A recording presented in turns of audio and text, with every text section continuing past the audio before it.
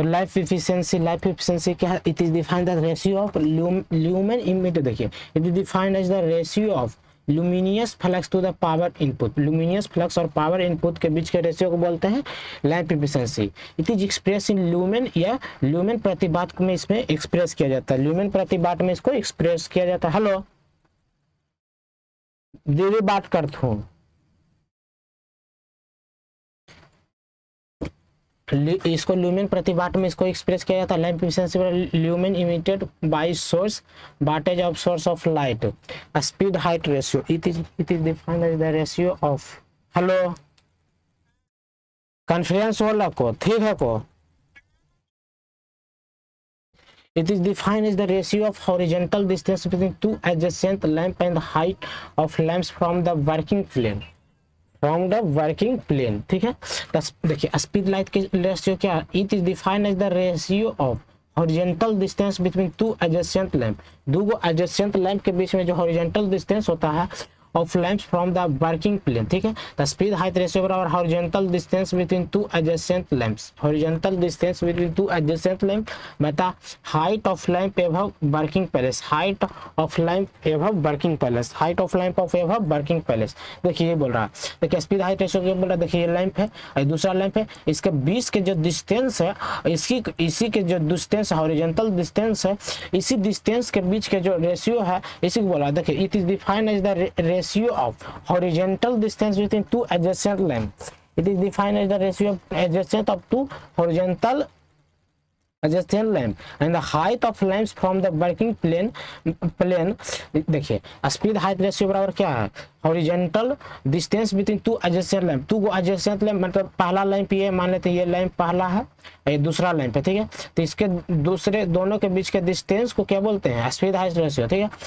Height of lamp एवं working plane, अब working plane से इसका हाइट कितना, जैसे वर्किंग प्लेन यहाँ तो यहाँ इसका कितना इसका हाइट है, उसी दोनों को बोल रहे हैं स्पीड हाइट रेशियो होता है। देखिए स्पीड हाइट रेशियो के फॉर्मूला होता है d/s, तो दिस हो गया डिस्टेंस बिटवीन एडजेसेंट लैंप, अब s से हो गया height of lamp above working plane, ठीक है। अब देखते हैं डिप्रिएशन फैक्टर क्या? Depreciation factor it is defined, देखिए it is defined as the ratio of, it is defined as the ratio of illumination under everything is perfectly clean।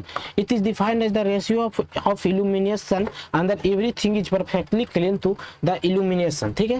it is defined as the ratio of illumination under everything is perfectly clean to the illumination under normally working condition। जब normally working condition में होता है तो perfectly clean होता है, is known as diffraction factor बराबर illumination when everything is clean, illumination when everything is clean मतलब illumination under normal working condition।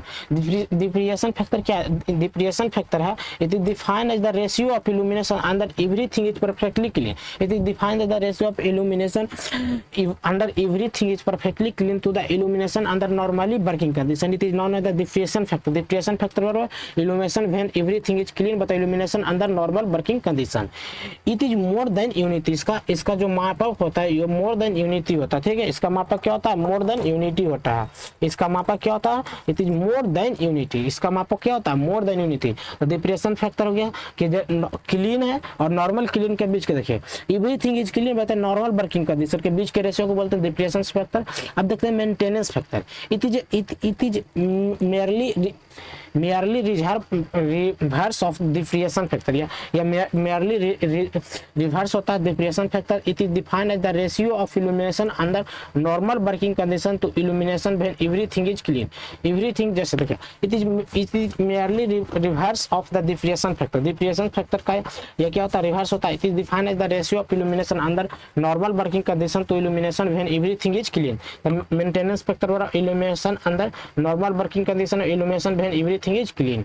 Maintenance factor बराबर क्या होता है? इल्यूमिनेशन अंडर नॉर्मल कंडीशन, ठीक है, और illumination is when everything is clean, ठीक है। It is less than unity, इसका मापक क्या होता है? लेस देन यूनिटी से होता है, ठीक है।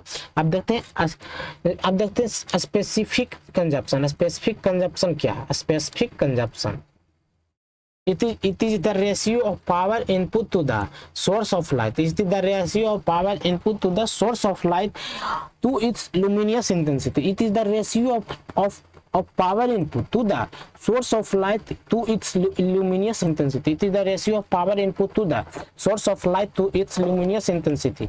A specific consumption power input luminous बराबर देखिए स्पेसिफिक कंजम्पशन क्या, it is the ratio of power input to the source of light. It is the ratio of power input to the source of light to its luminous intensity. Its unit is watt per candela. इसका unit क्या होता है, वाट per candela होता है. ठीक है, अब देखते हैं स्पेसिफिक कंजम्पशन पावर इनपुट बताए लुमिनियस इंटेंसिटी. स्पेसिफिक कंजम्पशन क्या का मात्रा क्या है, पावर इनपुट बताए लुमिनियस इंटेंसिटी का मतलब होता है तीव्रता. इसका मतलब क्या होता है, तीव्रता होता है. देखिए अब देखते हैं utilisation factor. Utilisation of electrical energy पढ़ना है. अब उसी के बारे में देखते हैं यूटिलाइजेशन फैक्टर. ठीक है, अब यूटिलाइजेशन फैक्टर क्या है, it may be defined as the ratio of lumen reaching the working plane to the total lumen given out lamp. क्या बोला, it is defined as the ratio of lumen reaching the working plane. lumen होता है जो reaching करता है working plane का to the total lumen given out by lamp. तो देखिए क्या, it may be defined as the ratio of lumen reaching the working plane to the total lumen given out lamp. ठीक है, तो working plane यही हो गया, इससे रोशनी निकल रहा है. देखिए यूटिलाइजेशन फैक्टर हो रहा है lumen reaching the working place. Lumen मतलब कितना प्रकाश वर्किंग प्लेन पर आ रहा है. जैसे देखिए ये प्रकाश आ रहा है, ये प्रकाश इधर वाला प्रकाश है. 1 second I will definitely talk. देखिए जैसे ये लाइट है, इधर वाला प्रकाश, इधर वाला प्रकाश, इधर वाला प्रकाश, ये सब वर्किंग प्लेन मेरा. देखिए वर्किंग प्लेन मेरा ये है, तो इस पर कौन कौन सा प्रकाश टकरा रहा है, ये वाला लाइट सोर्स टकरा रहा है, ये टकरा रहा है, ये टकरा रहा है, ये टकरा रहा है, ये टकरा रहा है. ये बोला utilisation factor lumen reaching the working plane पर कितना ल्यूमेन रीचिंग कर रहा है, total lumen given out by lamp. और कितना लैंप जो लाइट है कितना लाइट दे रहा है और कितना लाइट मेरा वर्किंग प्लेन पर टकरा रहा है, इस दोनों के बीच के रेशियो को बोलते हैं यूटिलाइजेशन फैक्टर. तो देखिए lumen reaching the working plane. देखिए यूटिलाइजेशन फैक्टर क्या, lumen reaching the working plane but total lumen given out by lamp. कितना ल्यूमेन टोटल लैंप दे रहा है, इसी को बोलते हैं utilisation factor. Okay, I hope did you understand. अब देखिए ऑब्जर्वेशन फैक्टर देखिए देखते हैं. abstraction factor in case of factories or palace when atmosphere is full. In case of factories or palace when atmosphere is full of smoke fumes, there is possibility of absorption of light. क्या बोल रहा है, in case of factory जो factory होता है, in case of factories और palace when atmosphere is full of smoke. क्या बोला, इन केस ऑफ फैक्ट्रीज हो गया या उसका स्मोक से पूरा धुआं से भरा हुआ है, smoke fumes, there is possibility of absorption of light energy.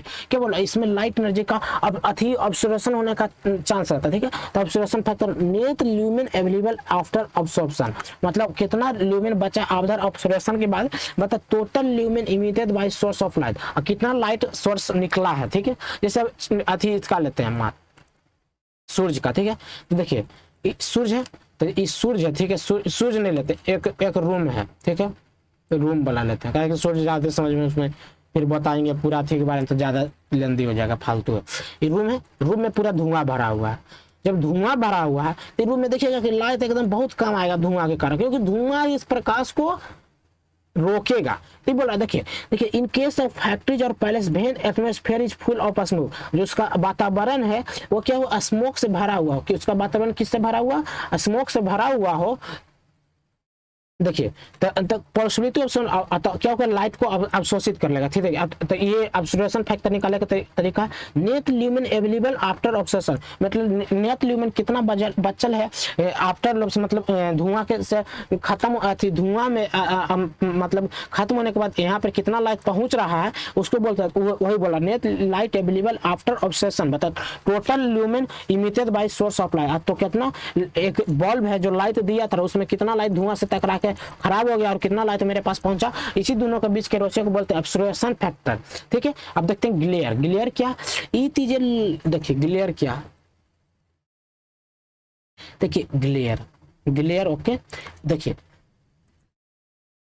इसको कलर थोड़ा सा चेंज करते हैं, ये वाइट कलर मस्त लगेगा नहीं, इसको थिकनेस को थोड़ा सा बढ़ा देते हैं, उगेगा पता नहीं चलता है यार। वाइट कलर तो अब बकवास है, तो ब्लैक पर मस्त चलेगा, वाइट नहीं, हल्का ग्रे रखते हैं। हाँ ठीक है, देखिए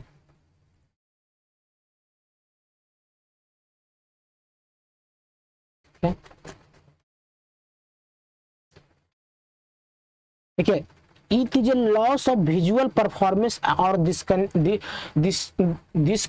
comfort produced by an intensity of light in the visual। क्या बोल रहा है, it is a loss of visual, ये क्या है, loss of visual है, performance और this comfort produced by an intensity of light of the visual field greater the intensity of light to which the eye are adopted। क्या बोला, देखिए glare क्या है, देखिए बोला it is the loss of visual of performance. ये क्या मतलब, जैसे देख रहे हैं ग्लेयर, जैसे कुहरा, कुहरा देखिए कुहरा सच समझ में, कुहरा में क्या होता है, जब कुहरा रहता है तो क्या होता है, मेरा विजुअल देखिए दूर तक हमको नहीं दिखता, दूर तक नहीं दिखता, ठीक बोला it is the loss of visual, loss of मतलब जो विजुअल होता है, विजुअल में दिखाई देना, वही बोला it is the loss of visual performance और discomfort produce by an intensity of light. Intensity of light के कारण हमको डिस्कम्फर्ट या मतलब विजुअल हमको कम दिखाई पड़ता है।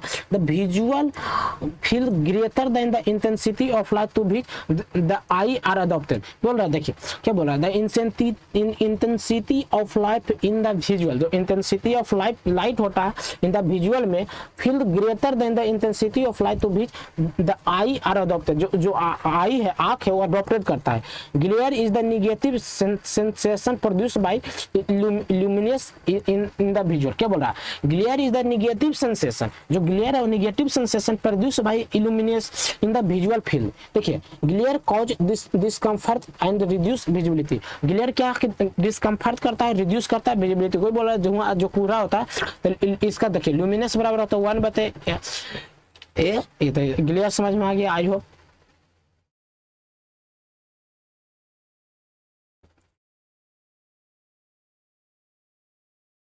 अब देखते हैं waste light factor. Waste light factor क्या, whenever source whenever a surface is illuminated by a number of sources of light. क्या बोला, when a surface is illuminated by a number of source of light there is always a creation amount of waste. क्या बोल रहा, whenever मतलब whenever surface is illuminated by a number of source of light there is always a creation amount of waste of the light on account of overlapping and filling of light outside of the edge of the surface। क्या बोल रहा है, whenever a surface of illuminated by a number of source of light there is always a creation amount of best of light. क्या बोला, creation amount of best of light on account of overlapping and feeling of light outside of the edge of the surface। This effect is taken into account of multiplying the theoretical value of lumen required by a 1.2 for rectangular area and 1.5 for irregular area। क्या बोल रहा है, whenever a surface is illuminated by a number of source। क्या बोल रहा है, whenever surface मतलब एक सरफेस पर बहुत सारा लाइट का सोर्स दिया जाता है, source of light, there is always a creation amount of best of light. देखिए ज्यादा लाइट देने से क्या होगा, बेस्ट ऑफ लाइट होगा, ज्यादा लाइट से हमको कोई फायदा नहीं होगा। Best of light on account of overlapping, एक जैसे एक लाइट दूसरे लाइट को काट रहा है, एक तो बेस्ट ऑफ लाइट थी ना, overlapping and falling of light. क्या बोल रहा है, falling of light outside of the edge of the surface। The effect is taken into account। देखिए क्या बोल रहा था, effect is taken into account by multiplying the theoretical value of lumen reduced by 1.2 for rectangular area and 1.5 for irregular area। क्या बोल रहा है, देखिए यहाँ से देखिए फिर से हम समझाते हैं अच्छा से, 1 सेकंड में तारे नहीं दी इसको। देखिए ये तो समझ में है कि दो लाइट एक दूसरे को उससे टकरा रहा है, जैसे एक दूसरे को काट रहा है, जैसे मान लेते हैं एक रूम में, ठीक है, wait a second, I will explain perfectly. ये रूम है मेरा, एक यहाँ पर लाइट लगाए तिरछा करके, एक यहाँ लाइट लगाए हैं, तो ये दूसरे एक दूसरे को काट रहा है, तो इससे हमको क्या फायदा हो रहा है? कोई फायदा नहीं हो रहा है। तो ये बोल रहा है जो काट रहा है ना, इसी को बेस्ट ऑफ लाइट बोल रहे थे। ये बेस्ट लाइट फैक्टर देखिए, the effect is taken into account of multiplying the theoretical value of lumen required by 1.2 for rectangular area and 1.5 और irregular area objects such as status moments etc। तो देखिए इसमें देखिए एक दो लाइट है, देखिए एक लाइट यहाँ पर जो इस सरफेस है यहाँ पर दोनों पति से लाइट आ रहा है, तो यहाँ पर ये लाइट को वेस्टेज न हो रहा है, क्योंकि ये वाला जो लाइट है यहाँ तक तो कवर कर ही रहा था, इसको तो और हम यहाँ लगाते हैं तो देखते हैं यहाँ हमको कवर करता है, तो मेरा लाइट वेस्टेज नहीं होता, वही बोल रहे हैं तो बेस्टेड लाइट फैक्टर हो गया। देखिए बेस्ट लाइट फैक्टर निकलता है तो 1.2 फॉर रेक्टेंगुलर, जो रेक्टेंगुलर एरिया होता है जैसे रेक्टेंगुलर घर है उसमें 1.2 होता है, और अगर इरेगुलर शेप का है तो 1.5। ओके, अब देखते हैं लॉ ऑफ इल्यूमिनेशन। इल्यूमिनेशन का कौन सा लॉ है? तो इनवर्स लॉ। और देखिए there are two law of illumination, देखिए दो गो लॉ है इल्यूमिनेशन का, there are two law of illumination. Okay, पहला इनवर्स स्क्वायर लॉ, दूसरा Lambert's cosine law, Lambert's cosine law. पहला इनवर्स स्क्वायर लॉ, दूसरा कैम्बर्थ स्क्वायर कोसाइन लॉ। पहला इनवर्स स्क्वायर लॉ, दूसरा कैम्बर्थ कोसाइन लॉ। पहले देखते हैं inverse square law, inverse square law, inverse square law। Okay, according to this law the illumination of a surface is inversely proportional to the square of distance between the source and surface। क्या बोल रहा है? according to this law, इस law के अनुसार illumination of a surface, जो illuminate करता है of a surface is inversely proportional to the square of distance between the source and surface। inversely proportional होता है square of distance between source and surface के inversely proportional था, inversely proportional to 1/d square. Okay, देखिए यहाँ पर source of light है A1 A2 A3, ठीक है, A1 A2 A3 R1 R2 R3, ठीक है। तो ये बोल रहा है इनवर्स प्रोपोर्शनल है, E1 direct inversely proportional 1/R1 का whole square, E2 direct inversely 1/R2 का whole square, E3 inversely proportional 1/R3 का होल स्क्वायर। सिमिलर E2 बराबर 1/R2 का होल स्क्वायर, E2 बराबर 1/R2 का whole square. So from above equation we obtain that the illumination on a surface is inversely proportional to the square of distance between source and surface। Okay, ये सब समझाई दिए हम। अब law of देखिए दूसरा कैम्बर्थ लॉ कोसाइन लॉ, इसके बारे में, तो इसको अब नेक्स्ट वीडियो में देखते हैं। उसके बाद पूरा न्यूमेरिकल सेशन आएगा, देखिए आगे न्यूमेरिकल पूरा सेशन।